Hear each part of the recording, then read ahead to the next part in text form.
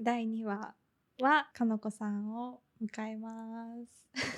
イエーイ Thank you for being here. ありがとうご Thank ざいま you す。かのこさんはカメを2匹飼っています。はい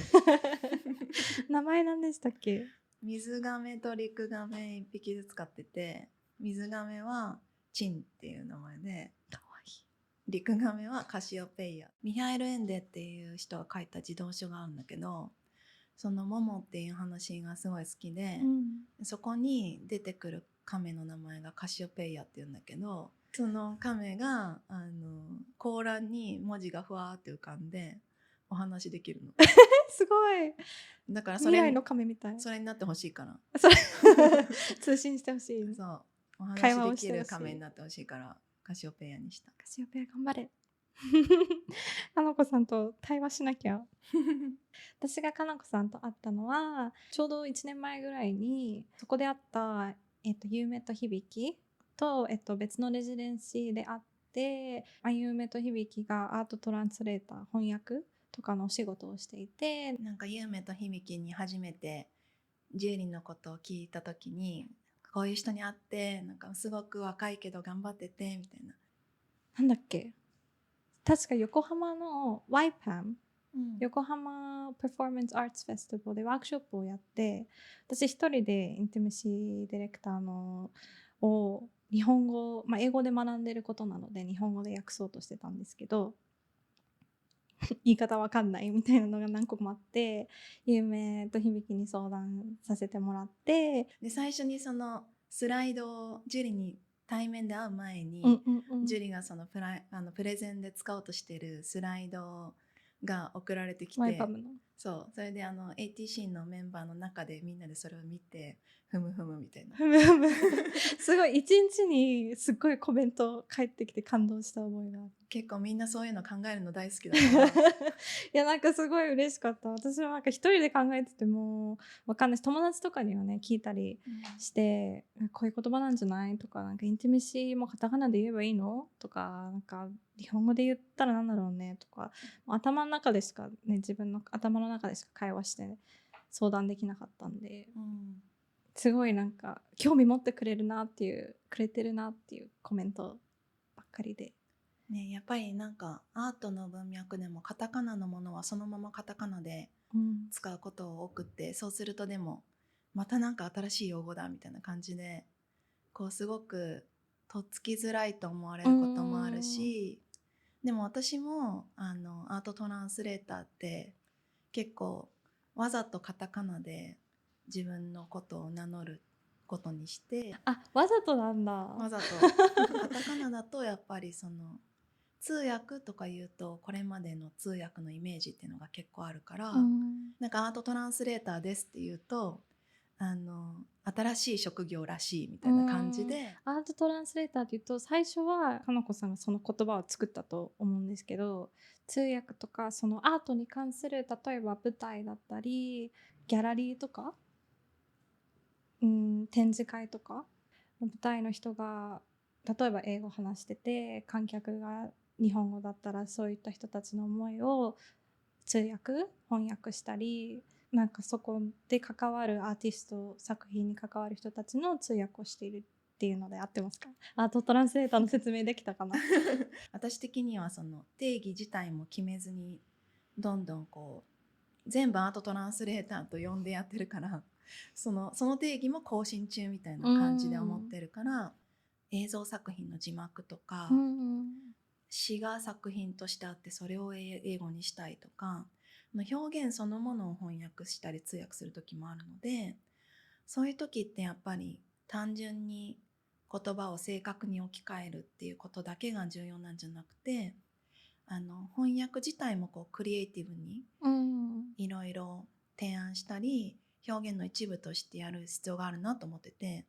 アートトランスレーターとかアートトランスレーションっていうのはそれ翻訳っていうものもクリエイティブな仕事としてやっていくっていうことが一番大きなとこかなって思ってます。かのこさんが結構やる仕事の例としてはどんなのがあります？舞台が多いですか？具体的には私は現代アートとその舞台芸術とか演劇がジャンルとしては多くって、なので現代アートだったら例えば美術館に展示してるアーティストが、海外からの人でアーティストトークやりますとか、舞台芸術だと例えば海外から演出家が来て、日本の役者さんと新しい作品を作るとか、現場に入って稽古自体を通訳していくとか、あとは戯曲の翻訳もあるし、あとはポストパフォーマンストークとか、舞台終わった後に演出家とか役者さんが出てきて、こういうことで作品作りましたみたいな時の通訳とか、本当にいろいろですね。いやでもやっぱ通訳、なんか企業の登壇者とかの通訳とかももちろん見たことはあるけど、アートでの環境って本当に思いが強いし、いろんな人が関わるし、もちろん例えば演劇だったら稽古の現場の様子とかも分かってないと、専用用語っていうのはどの業界もあると思うんですけど、アートってやっぱり特殊なスペースですよね。でもそのアーティストが興味関心持ってやってることって本当に何でもありだから、でもそれがなんでそのアーティストがこう興味関心を持っていて、どういう表現にしたいのかみたいな、そういうこうアーティスト特有の思考回路みたいなのがあるから、そこをこうきちんと読み取って本質的に何が言いたいのかみたいなことを伝えるっていうのが一番難しいとこでもあり、でもやりがいがあるとこだなとは思う。ではアートトランスレーターにぜひ相談したいインティマシーディレクターとして、インティマシー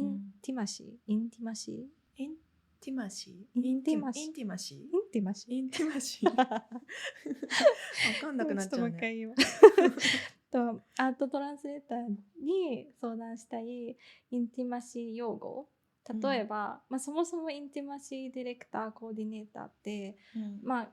数年前日本にも、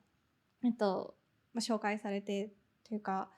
そういった資格を持った人が活動するようになって記事とかでも挙げられて、カタカナでインティマシーコーディネーター、ディレクターって言われてるんですけど、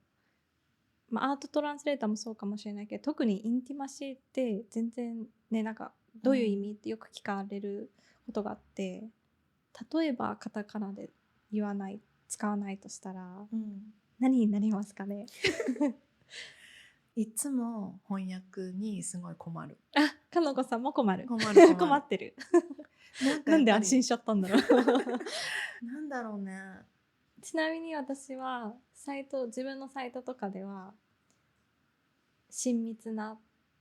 ていうのを使ってます。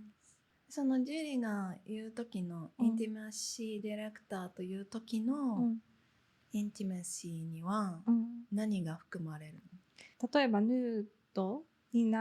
役者がなるシーンで、それは全裸とかだけじゃなくて、例えば出産のシーンとか、ケアマネージャーの人がお風呂に入る時に、シャワーとかお風呂を手伝う時のシーンだったり、キスシーン、性行為の表現があるシーン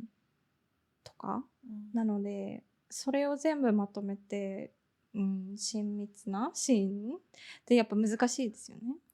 英語と日本語の訳がこういうふうにぴったりはまる言葉っていうのは実はほぼなくて、この円がなんかどのぐらい重なるかみたいな問題だといつも思ってるんだけど、そういうインティマシーと親密さとかだったら、例えば思い浮かぶ情景とかも多分違うし、何を親密とするのかも違うし、普段からの社会的な距離感も日本語の文化の人と英語の文化の人だと違うから、だからなんか日本語も新しい言葉を作ればいいんじゃないですか。なるほど新しい日本語の言葉難しい。でも今言ってくれたことって相手がいようがいまいが、その自分の普段は見せないパーツを露出するとか、なんかそれをなざせればいいんじゃない、でも多分そのそもそも日本語の文脈だと、日本語を話す人の文化の中だとセルフケアとか自分の体をあるがままに受け入れて、それをこう愛してあげて大事にするねいいんだみたいなこととか、だからそれ自体が結構輸入された概念っていうか、そもそも日本語になってないし、例えば露出っていう単語にはそういう意味は含まれてないし、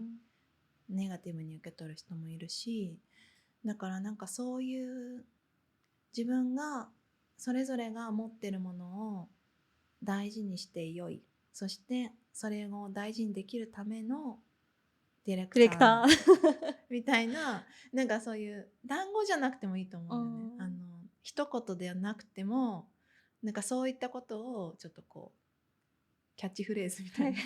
なんか日本語でそれぞれが自信持って演技をできるようなコミュニケーションを作る人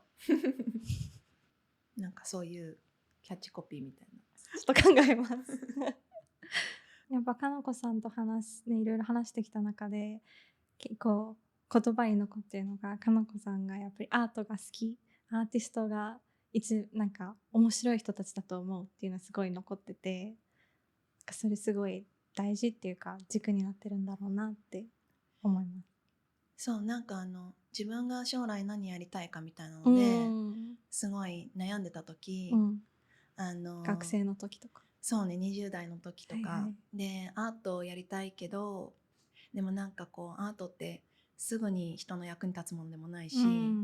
なんかもうちょっと人の役に立つようなこととかした方がいいのかなみたいな真面目まあでもね思っちゃいますよね。その迷ってる時とか特になんかそういうのそういうの結構悩んでた時に、でもある時もうちょっともっとなんか自己中な、セルフィッシュな目標にしようと思って、だから私の人生の目標は死ぬまでにこうなるべくたくさんいいアーティストに会っていい作品を見て感動したいっていうのが目標なんですよ。素敵。でそれを実現するために私ができることを、やる。でそれは例えば私がこうつなぎ手として、アートトランスレーターとして何か間に入ることで、それまでつながってなかったものがつながって、それがいい作品のきっかけになるとか、私がいなければ拾い上げられなかったアイデアが拾われて、それが他の人にも伝わって、それがこうちゃんと芽を出して、ちゃんと花になるとか、なんかそういうことに貢献できたら、結果その私のセルフィッシュないろんな人にがそう叶うっていう。でもやっぱりアートトランスレーターのもう一つの醍醐味は、そういう尊敬してるアーティストとか、面白いアーティストの言葉をまるで自分のことのように言うっていうでもそうしないと伝わんないですもんね。そうですね、私自身のこの声と体と、あとその私の脳みそで理解したことしか、通訳できないから、それもありきで、それ自体もこう限界も含めてなんかクリエイティブなものだとアーティストにも考えてもらえたらいいかなみたいな。確かにすごい人と人の間に立つというかユニークな立ち位置だなって思います。私も、インティメシーディレクターとして活動する時ってやっぱり、ディレクター監督の人と役者の間に立ってファシリテーションじゃないコミュニケーションがスムーズになるように、監督はこういった演出をしたいっていうのがあって、直接言えないかもしれないことがあった場合はコミュニケーションがスムーズになるように言ったりして、人と人の間に立つっていうのすごい共感できるんですけど、バスケコートの上に立ってるような感覚があって、前かのこさんのファシリテーションとか見てる時になんか同じ感覚なのかなっていうのをすごい感じて、観客の反応とかもなんか見てるし、いろんな配慮って大変ですよね。バスケ下手くそだから私がバスケ部だっただけなんですけど。ちょっと球技私苦手なんでちょっとわかんないんだけど、なんか多分ここだけやってくださいみたいな、うん、ふうにお願いされること多いと思うんですけど、このシーンをだけってね、ここやってくれればいいからみたいな、はいはい、通訳もそういう感じでここ訳してくれればいいからみたいな、でもそれは別にできないじゃない、その前後の文脈とかこの前のシーンではこの登場人物はどうしてるのとかもだし、その役者たちのそれぞれの関係性とかも知らないと、そのコミュニケーションのファシリティ、例えばもう喧嘩実はね1週間前喧嘩したっていう役者さんたちだったらちょっと考えなきゃいけないこともあるし、だからそういう創作のプロセスの一部にチームとして組み込んでもらうっていうのが、その創作の現場でアートトランスレーターとして仕事する時はすごい重要だなって思う。だからそれがさっき言った樹理的にはそれがバスケのコートってことなのかも、かなって思う。確かに、まとめてくれたなんか初めましての現場でその役者さんとかに結構やっぱり話しづらいことを話してもらわなきゃいけないでしょ、インティマシーディレクターだと、それってなんかどうやってやってるの？稽古に行く前に1対1でワンオンワンでそういった30分ぐらい、もっと長くてもいいんですけど、アイスブレイクなんか懸念点あるかっていうのと、演出家が考えてる、そのインティマシーのあるシーンの表現の仕方っていうのを演出家も多分話してると思うんですけど、改めて共有して、その中で何か懸念点ありますかとか、なんか確認したいことありますか、わからないことありますかっていう時、一応時間は設けてるんです。女優も脱げた方がいいとか、なんか何でも監督のリクエストに応えられるのがいい俳優だみたいに、もしそういう環境で育ってきちゃうと、それ自体を自分の中で内面化して、そういうもんだと思ってる人も多いと思って、だからそういうふうに何がダメですかって線引きされる、線引きしていいんだみたいなこと自体が初めてっていう人もいるのかなと思って、懸念点あるって言われてもなんか分かんないっていうのは全然いっぱいあるし、1対1の時間を大切にして、で、かつ分かんなくてもいいよっていうのは必ず言ってます。小さいことでもなんか、まず言える環境だったり気づく環境だったりっていうのは、気をつけてるかな。でもそれをやっていくしかないですよね。結構私もその現場でアートトランスレーターとしてもそうだし、その通訳っていう意味じゃなくても、そのコミュニケーションデザインをするっていう意味で、その創作の現場のマナーとか、みんなが安心して創作できるためのルール作りみたいな感じで、例えば代名詞の、お互い尊重しましょうみたいな話をみんなにすると、それ自体初めて聞きましたみたいな人も多いから、創作の場でこの場をどういうコミュニケーションを取れる場にしたいのかみたいなことを、本当はその場をまとめてるアーティストとかプロデューサーとかディレクターの立場の人が考えるべきだし、それを通訳者とか他のスタッフが共有してそのコミュニケーション環境を作るって思わないといけないんだけど、創作が進んでいくとみんなどんどん忙しくなって、切羽詰まってきて、もうなんか時間もないし、疲れてるし、この業界時間とお金はないから時間もお金もないし体力も疲れるし、なんかみんな雑なコミュニケーションになって、そしたらそれまで我慢してきた人が最後の最後になんか例えば演劇のゲネプロの前日に誰かが号泣するとかゲネプロになんかもう本当にそこで爆発しちゃうとか、そういうのが起こりやすい。でもね、一番気持ちがね入ってるっていうか気持ちが入ってる時だからありがちですよねあ普りがち、通に。よくあるし、でもやっぱりそこで爆発しちゃうのってそれまでのそのコミュニケーションで我慢してきた人とか、自分でも我慢してるって気づいてなかったけど、みんなのためを思って自分を犠牲にしてきちゃった人とか、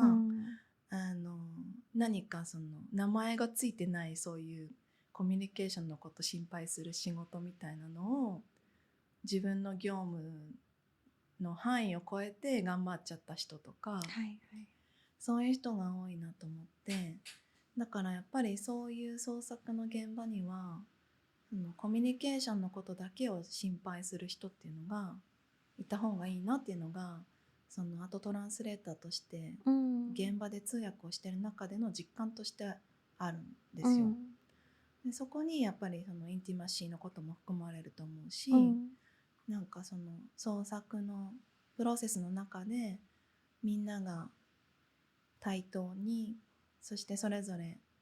のバウンダリーもあって、安心して、そしてリスペクトし合いながら、でもこう作品はすごくラディカルなものを作りたいとか、